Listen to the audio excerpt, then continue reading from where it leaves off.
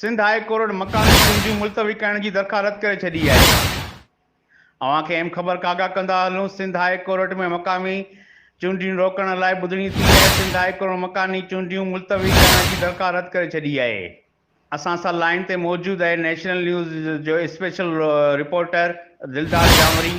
Sindh high court में अॼु जेका ॿुधणी थी आहे उन में हुकूमत ऐं ॿियनि मुख़्तलिफ़ जमायतुनि जे तरफ़ां इहो मौक़िफ़ अख़्तियार कयो वियो हो त इलेक्शन जे मुतलिक़ अञा कानून साज़ीअ जा मामला ऐं ॿिया इंतिज़ामी मामला रहियल आहिनि, इन करे उनखे मुलतवी कयो वञे। जॾहिं त इलेक्शन कमीशन ऑफ पाकिस्तान जो इहो मौक़िफ़ हो त ॿिए मरहले में जेका इलेक्शन थी रही आहे सखर ऐं हुन में जयपुर ज़िलनि में उनजो तयारियूं मुकमल आहिनि, बैलेट पेपर छपी चुका आहिनि, सभु कुझु थी चुको आहे ऐं इलेक्शन कमीशन मुकमल तयारु आहे। त उन करे इलेक्शन कमीशन जो जेको ठोस मौक़िफ़ हो उन में सिंध हाई कोर्ट जो फ़ैसिलो ॾेई छॾियो आहे त बलदियाती चूंडियूं पंहिंजे मुक़ररु वक़्त ते थियणु घुरिजनि ऐं उनजी जेका दरख़्वास्त जेका ॾिनल हुई उनखे मुलतवी करण जी उनखे रद्द